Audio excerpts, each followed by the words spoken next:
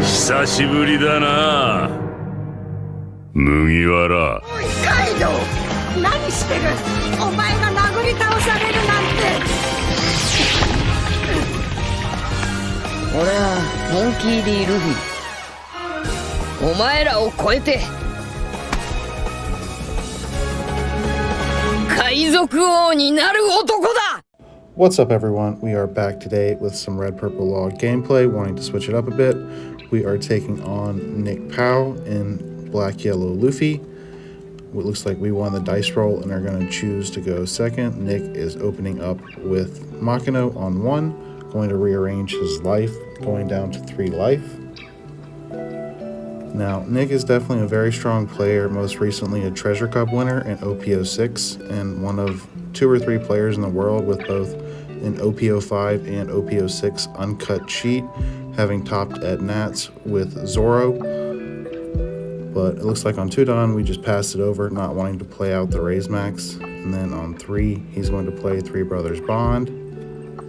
It looks like he has options here, debating between what looks to be a Rocket Luffy and a Sabo, opting to pick up the Sabo off of the search. And then he's going to play down the baby ace, establishing the rush ace on 3 Dawn, which is pretty crazy, going down to 2 life and being able to swing 7/7. Now, we did not have any 2Ks in hand at that point, so we had to take both of those, going down to 2 life on his first swinging turn, which is pretty crazy. So on 4 Dawn here, we definitely can't take another turn with multiple 7K swings into us, so we're going to have to get rid of the ace here. So we do Raise Max the ace, make it a 4K. He's not going to defend that, with us having 3 Dawn up for potentially another Zoro, not wanting to give up potentially 2 2Ks. But we end up playing down the Shiraya after he lets the ace go. So at least we do have a blocker on board. Him on 5 Dawn here. It looks like he has another rush ace that he wants to play, so he's likely just going to swing 5 with lead, not wanting to give value to Shiraya. We'll counter out of that. And then he's going to play down the ace. Still us having no 2Ks, not wanting to give 3 cards for the swing. We're going to let that go and go down to 1 life pretty early in the match, so not super comfortable with where we're sitting at this point. And it doesn't look like we have power reduction in hand, but we do have the 5-cost Kid and the Kid Killer, so we could play 5 for Kid, which it looks like that's what we're going to do, and then use leader ability to bottom the Makino, play out the Kid Killer, get 1 back from Kid, and then swing 9 into the ace. I'm likely going to let that go. And then we're going to pass turn, not wanting to give him resources from life. So he's going to 7 Dawn here. Looking at his hand, it looks like he has a Gecko, Flampe, 3 of the babies, and then the 5-cost Sabo that he searched off of the event last turn. I would imagine at 7 here, he's going to pay 5 for Sabo, giving him 2 to swing 7, or potentially swinging 6 and playing Flampe. But likely going to play out the Sabo first, seeing what he draws into. If he draws into a Garp or another of the 3 Brothers Bond, he would have 1 for that as well. But it looks like he did draw into 2 more babies.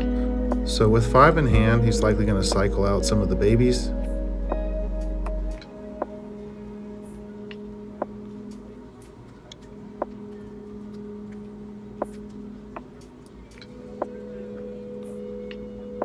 Looks like he's debating if he wants to get rid of Luffy and Sabo babies at this point.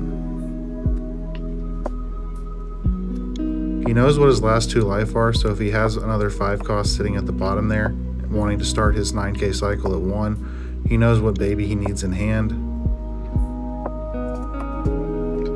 But now he cycled out the Sabo and the Luffy babies, and now he's choosing to swing 6 at Kid Killer. Us not having any 2Ks and knowing he doesn't have any more attacks, we're likely just going to block with the Kid and give him a 1K. And then he passes with 1 up. I'm not sure what the 1 would represent. We know he doesn't have anything in hand, and knowing that we've been taking the 7Ks to this point. I'm not sure why he wouldn't have just swung 7K at Kid Killer. I guess ultimately it wouldn't matter, just because Shariah could have just done the same thing, blocked 7 and countered 1. Now, it looks like we drew into power reduction in the Gordon this turn, which is going to be helpful. We're going to be able to bottom that Sabo. Him only having 5 cards in hand at this point. Now, with us being at less Dawn here, we are able to play out the Reiju, drawing into what looks to be an Otama and Raise Max. And then we do use Leader Effect to bottom the Sabo and play out the Bond Clay, getting 2 back active. This is where I think we do make a bit of a misplay here in that we swing into life. Him being only at 5 cards in hand, I think we're fine with him drawing into a 6 card, knowing that he has to use 2 cards to go down to 0 to start his cycle.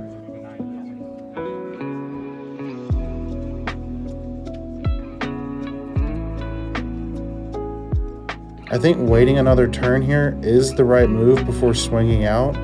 But instead, what we're going to end up doing here is our thought process here is to swing 5. If he takes it, continue to swing in, and then swing 7 with Kid Killer. If he takes that, then we're going to swing 9 with the Kid Blocker, forcing out 3 cards from hand. So he would be at 5, go up to 7 with the 2 life, and then go down 3 to 4, drawing into 5. And then he would still have to use 1 for Leader Effect and then 2 to start his cycle, so he would still be at low cards in hand. But we do get punished here with the Ice Age, so now we're not able to swing 9 with Kid. We end up having to pay 3 to play another Shariah blocker because we're scared of the Rush Ace if we do end up swinging out with the Kid blocker. So yeah, that definitely was a pretty big misplay on my part, not having that extra swing after he goes down to 0 to pressure cards out of his hand. All we really accomplished that turn was giving him cards to hand and allowing him to freely start his life cycle. So he is going to attach 2 to lead here, figuring out what he wants to pitch.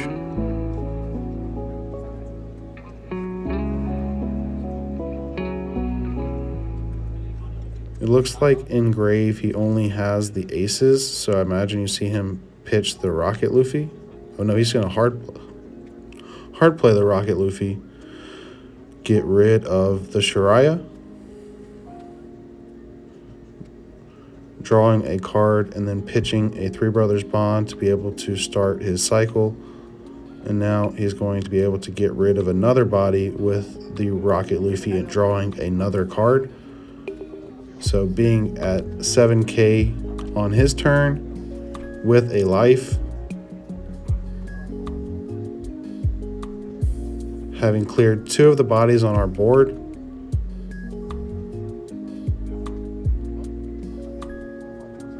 He's debating what he wants to clear here, whether it be the Reiju or the Kid Killer, knowing that he still has the 9K swing from the leader. So he ends up opting to get rid of the Kid Killer, so he's able to swing 9 into face.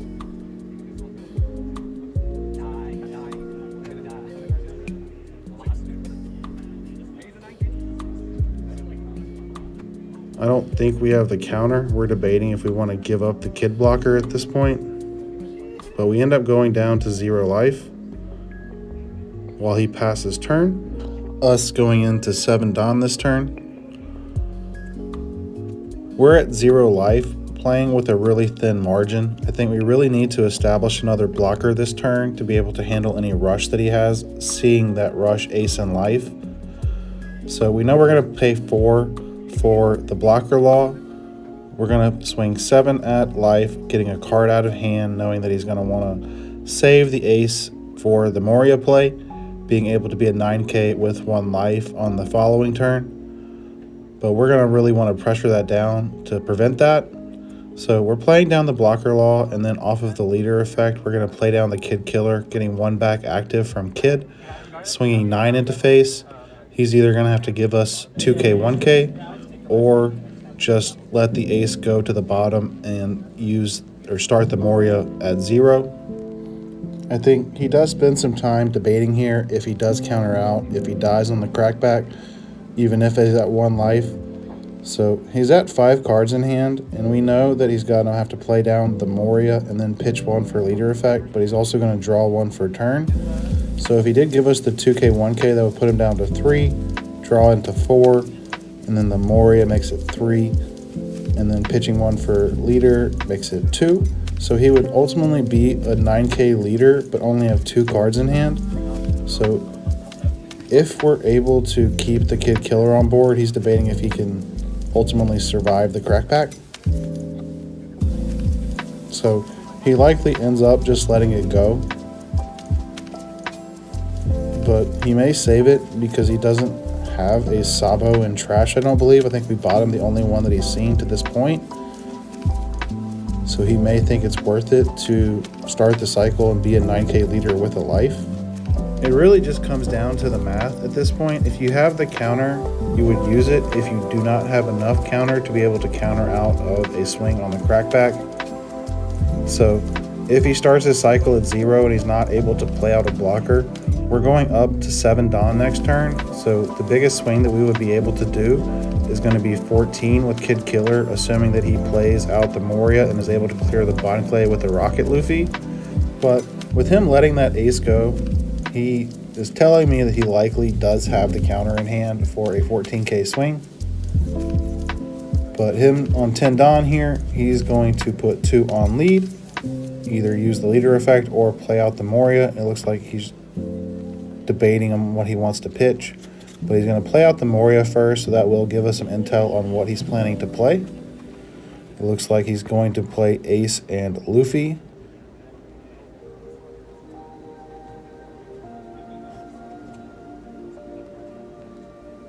Deciding what he wants to pitch here for leader effect. He's pitching Moria, knowing that this is likely going to be the last turn. He heals the Ace and Luffy before playing them out. I don't think the sequencing really matters here because you don't have to swing before you pop. But he plays out the Luffy, plays out the Ace, going to trash the Luffy to draw a card and pop the Bonclay. Then we will see a 7k swing to face and an 11k swing to face. So he does trash the Luffy, drawing a card, getting rid of Bonclay. Then we're going to see a 7, which we're going to have to counter out of. So we give him the Otama and the Reiju. Then he swings 11. We make a mistake here, blocking with Kid over Law. I think Law was maybe just blending into the playmat, or we just were not quite thinking. And that could be impactful because Rocket Luffy only clears a 4 cost, not a 5 cost, if we were to try and survive another turn.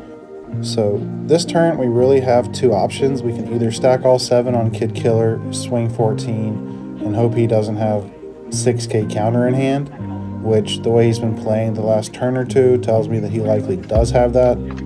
Or alternatively, we could play out the Kid blocker and then raise max the Ace to be able to challenge the Ace, putting him on either having removal for one of our blockers or additional rush. I think really neither option is great. I think he more likely than not has the counter in hand the way he's been playing the last 2 turns like I mentioned.